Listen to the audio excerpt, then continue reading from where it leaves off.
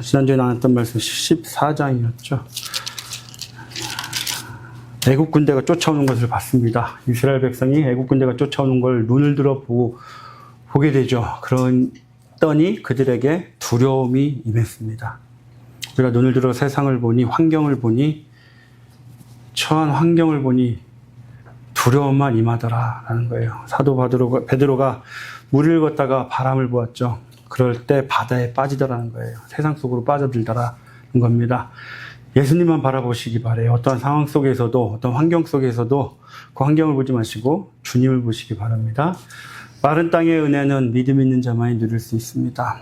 주님께서는 우리를 위해서 날마다 마른 땅의 은혜를 예배해 놓으세요. 예배해 놓으셨어요. 매일매일 예배해 놓으셨어요. 그런데 우리는 그 은혜를 누리지 못하는 거예요. 내 생각으로 살아가니까, 내 눈으로 바라보니까, 내 것을 찾으려고 하니까, 내 육신의 좋은 것을 쫓아 살다 보니까 주님께서 마련해 놓은 것을 못 누리고 사는 거예요. 믿음을 가지고 누리길 소망합니다. 세상에 대한 두려움이 주님의 경외함으로 바뀌는 것이 믿음입니다. 31절에 보니까 여호와를 믿었더라라고요. 14장이 끝납니다. 애굽 군대를 보았죠. 두려움이 임했어요. 하나님께서 홍해에서 애굽 군대에게 심판하신 그것을 보자 하나님에 대한 경외함으로 두려움이 바뀌죠. 그리고 여호와를 믿었더라. 믿음이더라는 거예요. 세상에 대한 두려움이 아니라 우리 안에 주님에 대한 사랑을 가지고 경외함이 곧 믿음이라고 했습니다. 사랑을 가지시길 소망합니다. 오늘 15장입니다. 15장은요. 1절부터 21절까지는 모세의 노래예요. 그리고 19절부터 21절까지는 미리암이 화답을 합니다. 모세의 노래에 대해서. 그리고 22절부터 27절까지는 마라의 쓴물 이야기죠. 우리가 너무 잘 알고 있는 얘기예요. 14장의 마지막을 보면 홍해를 건너죠. 애굽 군대는요, 홍해를 건널 때 그 홍해 바다에서 심판을 받습니다. 다 죽어요. 죽음의 바다가 되는 거예요. 피해 바다가 되는 거죠. 심판의 바다가 된 거예요. 그런데 이스라엘 백성들은 홍해를 같이 건너요. 똑같이 건넜습니다. 그러나 하나님의 은혜로 그들은 마른 땅의 은혜를 겪고 육지로 무트로 올라오죠. 홍해에선 고린도전서 10장의 말씀처럼 세례를 받았다라고 얘기를 합니다. 이스라엘 백성들은 영적으로 죽은 거예요. 영적으로 옛사람이 죽었습니다. 옛 자아가 죽었어요. 그러나 예수 그리스도로 말미암아 함께 부활을 하죠. 그래서 나옵니다. 새 생명을 얻어서 나와요. 그 1절에 새 생명을 얻어서 나와요. 그리고 나서 모세와 이스라엘 백성이 노래를 해요. 여호와를 찬송하라 하고 노래를 합니다. 지금 15장 모세의 노래를 계시록에서는 어떻게 말씀하고 있는지 볼까요? 요한계시록 15장을 보면은 또 내가 보니 불이 섞인 유리바다 같은 것이 있고 짐승과 그의 우상과 그의 이름의 수를 이기고 벗어난 자들, 짐승과 우상들에게서 이기고 벗어난 자들, 이스라엘 백성들이죠. 이스라엘 백성들이 홍해바다를 건넌 모습이에요. 그러니까 지금 불이 섞인 유리바다, 불은 심판을 의미하겠죠. 불은 빨갛잖아요. 그러니까 홍해, 빨간 피해 바다, 죽음의 바다를 얘기하고 있어요. 그 죽음의 바다, 피해 바다, 심판의 바다, 그 유리바다를 건넜습니다. 짐승과 그의 우상들, 애굽 군대죠. 그리고 벗어난 이스라엘 백성들이 유리바닷가에 서요. 유리바다가 어디에 있었죠? 우리가 나눴었는데 계시록 4장을 볼까요? 보좌 앞에 수정과 같은 유리바다가 있어요. 하늘에 하나님의 보좌가 있고 그 앞에 유리바다가 있습니다. 하나님의 보좌는 너무나 거룩해요. 그래서 피조물과 분리를 시켜놨죠. 그 앞에 유리바다가 있는 거예요. 그래서 피조물들은 그 유리바다로 가로막혀 있기 때문에 하나님 보좌 앞에 함부로 나가지 못해요. 그만큼 하나님은 거룩하신 거예요. 그 유리바다 앞에 있는 거예요. 그 유리바닷가에 서서 하나님을 찬양합니다. 3절 보세요. 하나님의 종 모세의 노래. 지금 우리가 출애굽기 15장의 말씀이죠. 모세가 노래하잖아요. 그러니까 지금 하고 있는 말씀은 뭐예요? 홍해를 건넌 이스라엘 백성들이 유리 바닷가에 서서 찬양을 하는 거예요. 그 모습을 지금 말씀하고 있는 거예요. 홍해 바다를 건넌 자들, 구원받은 저희들이죠. 저희의 삶 가운데는요, 주님을 찬송해야 된다라고 지금 말씀하고 있는 겁니다. 그것을 얘기하고 있어요. 그럼 우리는 예배 가운데 반드시 찬양이 있죠. 찬송이 있어요. 그런데 우리는 가끔 이런 말을 합니다. 오늘 찬양이 은혜가 안 되네. 우리가 예배 가운데 나와서 찬양 드리는 거는요, 우리가 받는 게 아니에요. 찬양을 받으시는 분은 하나님이신 거예요. 우리는요, 이 자리에 나와서 올려드리는 거예요. 내가 은혜가 됐다는 게 아니에요, 여러분. 주님이 은혜를 받으셔야 돼요. 우리는 우리의 입술을 통해서 찬양을 올려드리는 거예요. 그래서 찬양 드릴 때 입술 안 벌리고 찬양 안 해요. 그리고 은혜가 안 된대요. 내가 하나님이세요? 내가 주님이세요? 내가 예배를 받는 거예요? 아니에요, 여러분. 우리는 이 자리에 나와서 우리의 입술을 통해서 마음껏 올려드리는 거예요. 그것을 주님이 기쁘게 받으시는 거예요. 근데 우리는 착각을 해요, 예배 가운데. 찬양이 은혜가 안 돼. 그건 내가 은혜가 안 된다는 얘기예요, 내가.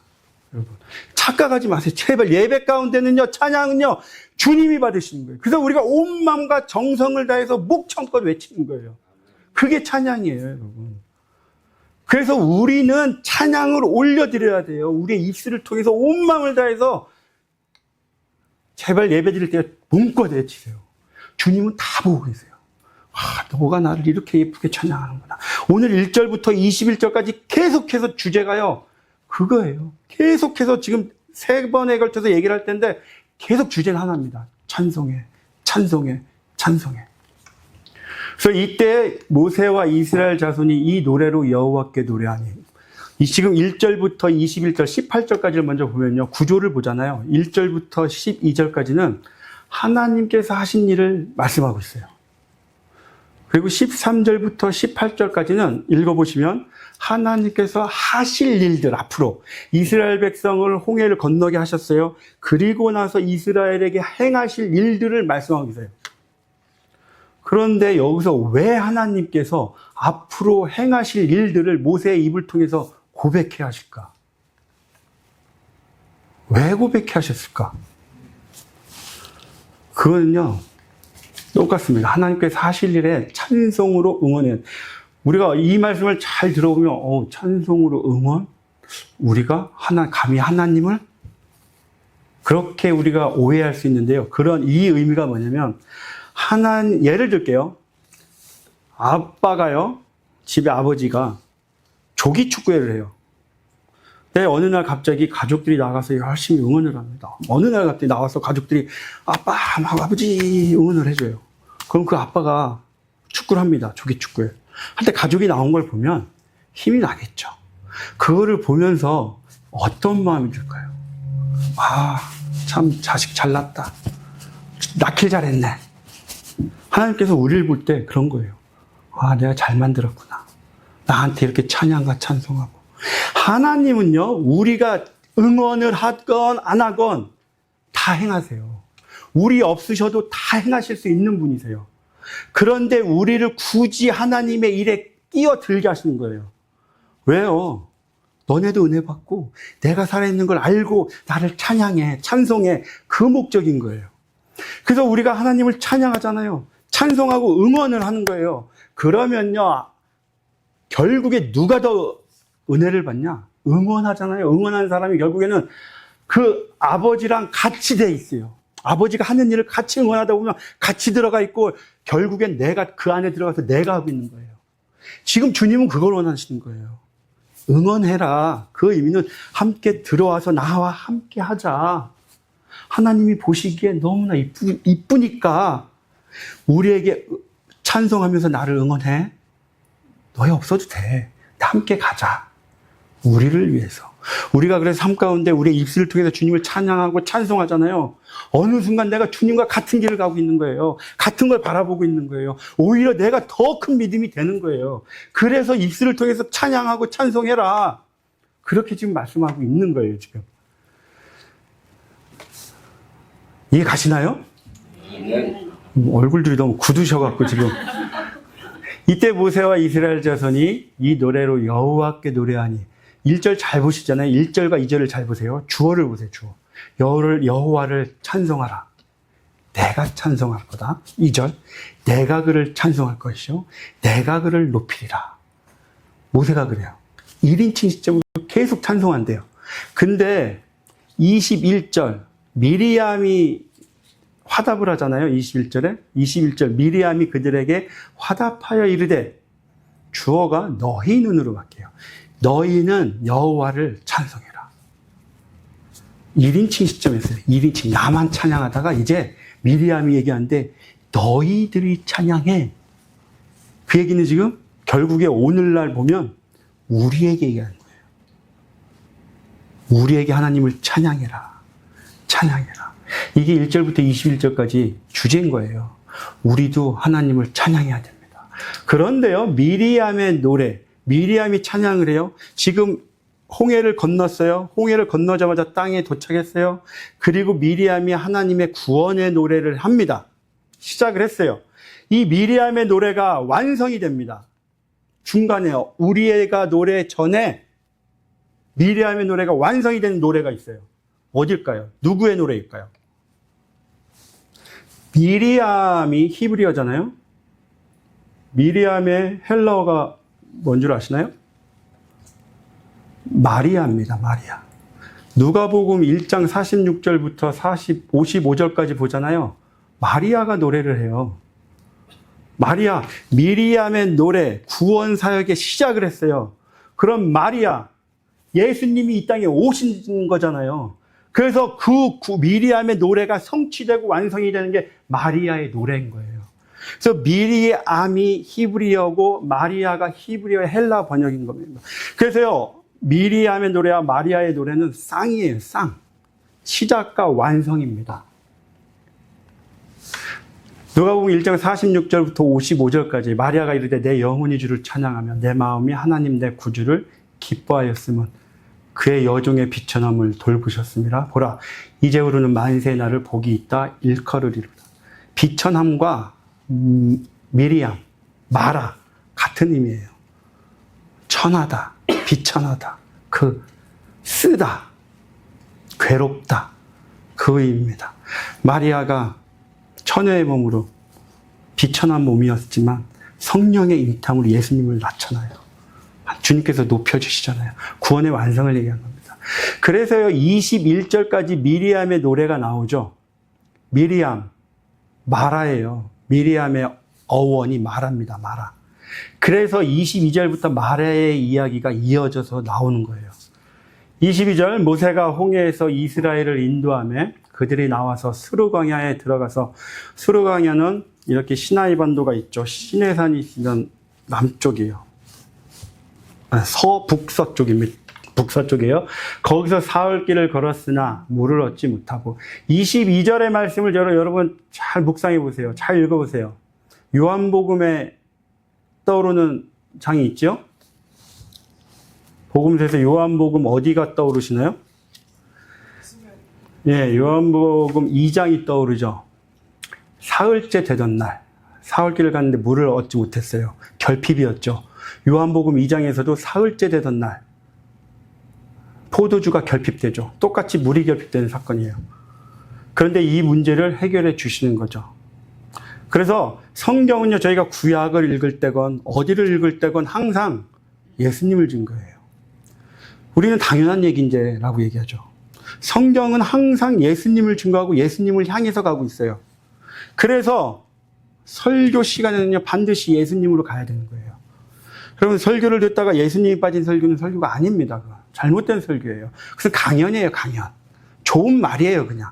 그래서 반드시 말씀이 있는 자리에는 예수님이 향해야 돼요. 예수님이 나와야 돼요. 예수님을 증거해야 되는 거예요. 그게 말씀인 거예요.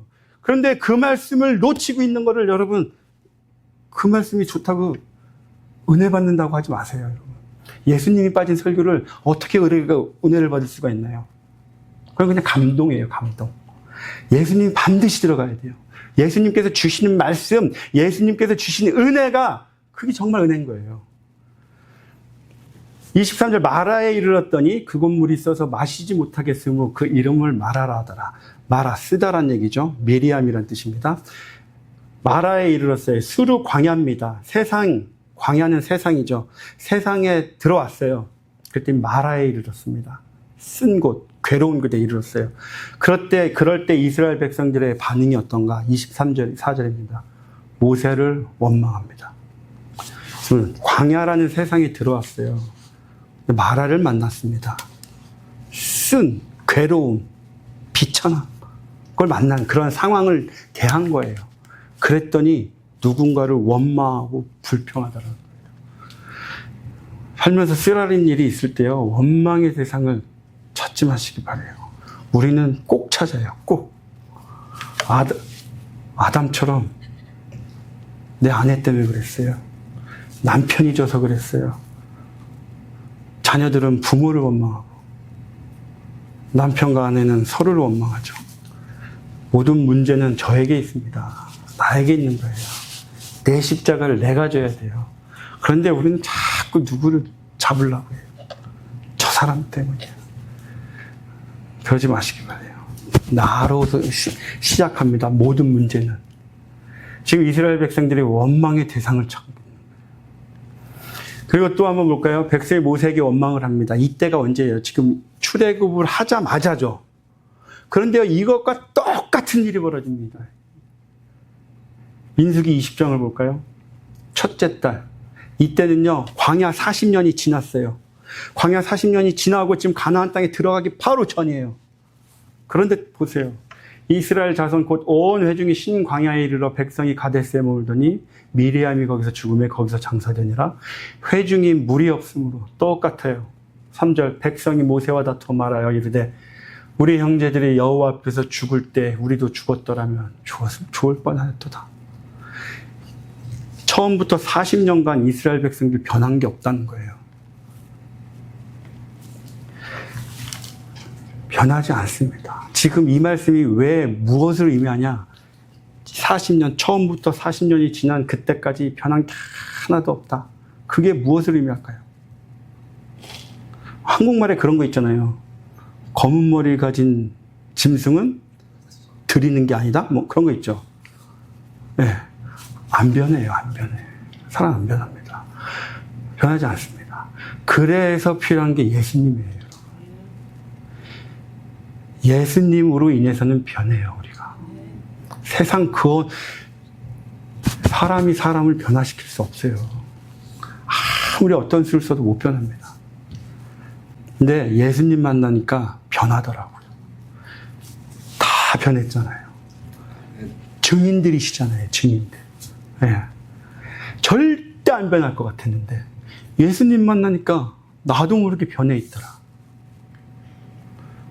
욥기의 주제가 그거예요, 원래. 욥기의 주제가. 하나님은 너무 거룩하시고 우리는 하나님께 갈 수 없는 존재구나.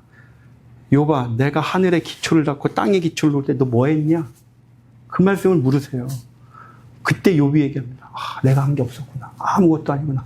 하나님 앞에 내가 갈 길이 없구나. 그거를 깨닫는 게 욥기의 주제예요. 그래서 내가 하나님께 갈 수가 없기 때문에 중보자가 필요하구나. 그 중보자가 예수 그리스도구나. 그게 욥기의 주제입니다. 인내가 아니에요. 예수님이 필요합니다가 욥기의 주제예요. 지금 우리 인간들 안 변해요. 안 변해. 변하기 위해서는 예수님이 필요하다는 거예요. 삶이 변하기 위해서는 예수님 붙으시기 바랍니다. 예. 백성이 모세에게 원망해요. 잘 보세요. 그런데요, 25절에 보니까 하나님께서 물을 달게 해주세요. 눈치를 채셨는지 모르겠는데 지금 하나님께서 율법을 주실 때가 시내산에서 율법을 주시죠. 시내산에서 율법을 주시는데 율법을 주시기 전까지 이스라엘 백성들이 원망하고 불평하잖아요. 그러면 하나님께서 그 불만과 불평에 대해서 해결을 해주세요. 지금 보세요. 그리고 16장에 가서도 만나와 외출하기 해결을 해주세요. 그런데 율법을 하나님께서 주시고 시내산에서 언약을 맺죠. 그 다음부터는요, 하나님께서 그대로 안 해주세요. 다 안 들어주십니다. 시내산 언약을 맺은 후부터는 징계하세요. 대표적으로 20장 이후로 시내산 언약을 맺고 쭉 읽다 보면 32장이 첫 번째 사건이 나와요. 그 사건이 뭐냐면 금송아지 사건이에요. 그때는 바로 하나님께서 징계를 하세요. 심판을 하십니다. 그래서 광야 생활을 보면요, 시내산 언약을 중심으로 합니다. 시내산 언약을 중심으로 전후로 바뀌어요. 전까지는 하나님께서 그래 그래 얘야 내가 도와줄게 바꿔줄게 해줄게 다 들어주세요. 그러나 그 이후부터는 불만 불평에 대해서 원망함에 있어서 하나님께서 심판을 하세요. 지금은요 어떠시겠어요? 저희가 저희의 입술을 통해서 하나님에 대해서 원망하고 불만 불평을 하면 죄값을 받게 된다는 거예요 지금은. 그래서 저희의 입술을 통해서 조심하시기 바랍니다. 25절에 계속해서 모세가 여호와께 부르짖었더니 여호와께서 그에게 한 나무를 가리키시니 그가 물에 던지니 물이 달게 되었더라. 그 한 나무는 여러분 다 아시는 것처럼 갈라디아서 3장 13절 그리스도께서 우리를 위하여 저주를 받은 바 되사 율법의 저주에서 우리를 속량하셨으니 기록된 바 나무에 달린 자마다 저주 아래에 있는 자라 하였습니다. 예수 그리스도께서 저주 아래 저주를 받으시고 나무에 달리게 되시죠. 그 나무는 곧 십자가죠. 요한계시록 22장 2장에서는 그것을 생명나무라고 말씀하고 계십니다. 그 생명나무가 물에 떨어지자 쓴물이 단물이 되는 거죠. 십자가, 단물, 이 땅의 물이에요. 율법입니다. 땅의 말, 윗물이 되는 거예요. 단물. 그래서 복음이 되는 거죠. 그래서 우리가 아랫물, 율법을 가지고는 우리가 구원을 받지 못합니다. 그러나 그 율법에 예수 그리스도의 십자가에 피가 들어갔을 때, 그 쓴물에 예수의 피가 들어갔을 때 그것이 복음이 되더라. 우리를 살려주시는 생명이 되더라는 거예요. 그래서 십자가는 우리 안에 있는 쓴뿌리를 기쁨으로 바꿔주십니다. 우리가 요한복음 2장의 말씀처럼 포도주로 바꿔주신 거예요. 구원의 기쁨의 포도주 물로 바꿔주십니다. 그것이 바로 십자가 한 나무예요. 그래서 우리가 세상 가운데 힘든 일이 있으면요, 세상으로 나가지 마세요. 십자가 앞으로 나오시기 바랍니다. 모세가 여호와께 부르짖었더니 여호와께서 그에게 한 나무를 가리키시니 그가 물을 던지니 물이 달게 되었더라. 거기서 여호와께서 그들을 위하여, 잘 보세요. 25장 뒷부분 25절 법도와 율례를 정하고 그들을 시험하시되 26절 내 계명의 귀를 기울이며 내 모든 규례를 지키며. 자, 지금 출애굽 하자마자 하나님께서 법도와 율례를 주셨나요? 계명을 주셨나요? 규례를 주셨나요? 안 주셨잖아요. 20장에 10계명을 주세요. 그럼 지금까지는 주신 게 없어요. 그러면 여기서 얘기하는 법도와 율례가 무엇이고 계명과 규례는 무엇일까요? 16장 4절을 보잖아요. 그때 여호와께서 모세에게 이르시되 보라 내가 너희를 위하여 하늘에서 양식을 비같이 내리니 백성이 나가서 일용할 것을 날마다 거둘 것이라. 이같이 하여 그들이 내 율법을 준행하나 아니하나 내가 시험하리라. 율법을 주셨나요? 안 줬죠. 근데 율법이라 그래요. 그것은 곧 말이에요. 말씀. 여호와의 말씀을 지금 법도와 율례, 계명이라고 말씀하는 것 뿐이에요. 하나님의 말씀 자체가 법도고 계명이고 율례잖아요. 그렇게 표현을 한 거예요. 근데 여기서 우리가 읽다가 하나님께서 지금 10계명도 안 주셨는데 왜 법도와 율례란 말씀을 하시지? 그래서 26절 보세요. 이르시되 너희가 너희 하나님 나 여호와의 말을 들어서 순종하고 내가 보기에 의를 행하면, 내 말을 듣고 순종하면, 그 말씀인 거예요. 그래서 여기서 저희가 오해하지 마시기 바라요. 법도와 율례는 여기서 말씀하는 것은 하나님의 말씀이에요. 말씀 그냥.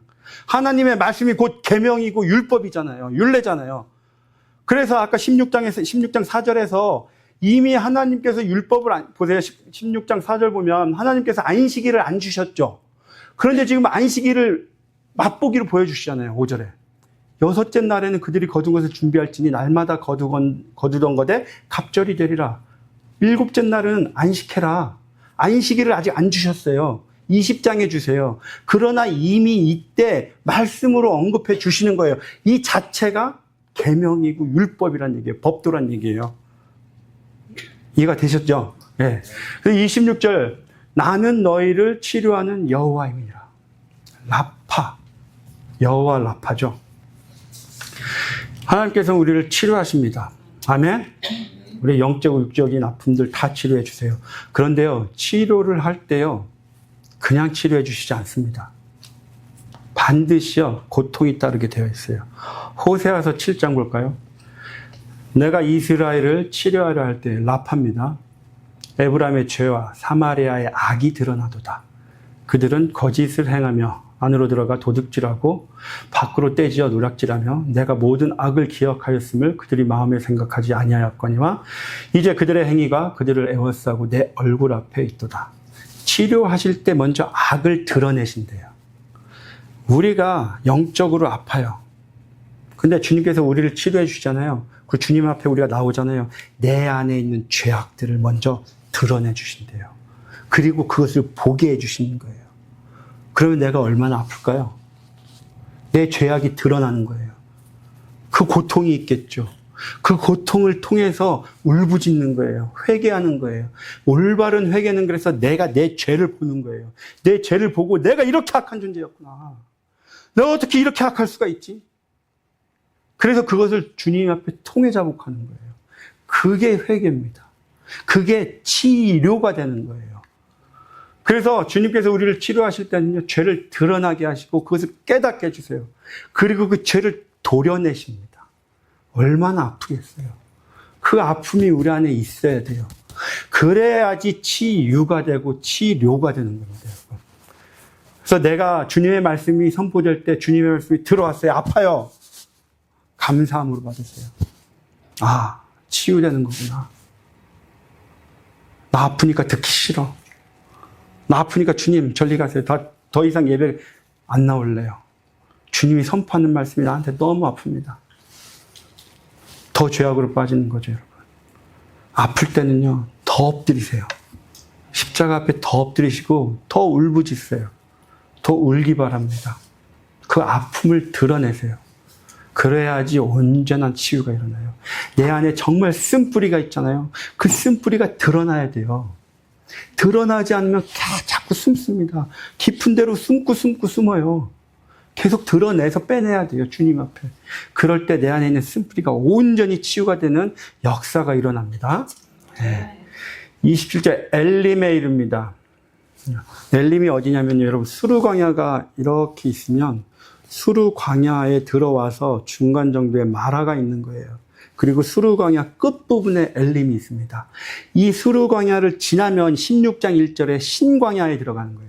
수르 광야 지나서 신광야로 들어갑니다. 수르 광야 끝에 엘림이 있어요. 근데 림, 여호와 야훼예요. 림, 장소를 얘기합니다. 여호와의 손이 있는 장소, 거기가 엘림입니다. 여호와의 능력이 있는 장소, 엘림이에요. 하나님께서 손이 있고 하나님의 능력이 있는 장소, 하나님께서 통치하시는 장소, 하나님께서 감싸주시는 장소, 엘림이에요. 그 엘림에 이릅니다.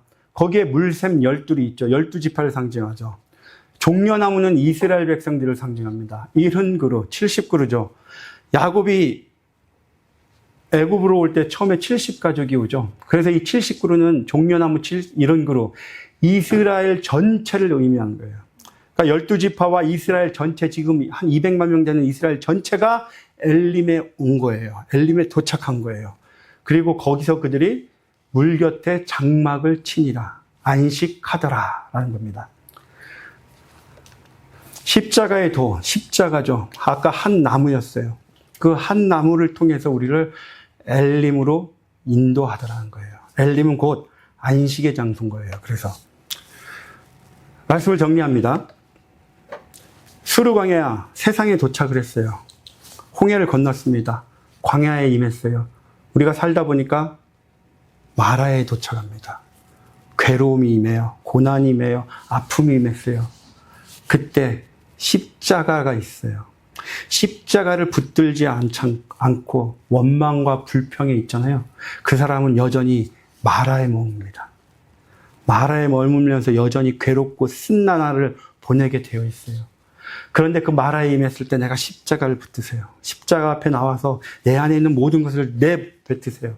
십자가에 못 박으세요. 그럼 내 안에 있는 쓴뿌리들, 아픔들, 괴로움들 모두 나갑니다. 그럴 때 우리가 엘림에 들어가더라는 거예요. 엘림에 들어가기 위해서는 우리가 십자가가 필요합니다. 십자가에 달린 예수 그리스도의 보혈이 필요하다는 거예요. 오늘 말씀입니다. 여러분, 우리가 세상 살아가는 동안에 아픔도 있고 괴로움도 있어요. 쓴뿌리도 있습니다. 어려서부터 나에게 가진 쓴뿌리들이 있어요. 다 십자가에 못 박으세요. 그 그럴 때 엘림에 들어갈 수 있다고 말씀하고 계십니다. 온전한 안식에 들어가길 소망합니다. 십자가 앞에 엎드린 저와 여러분이 되시길 예수님의 이름으로 축원드리겠습니다. 네.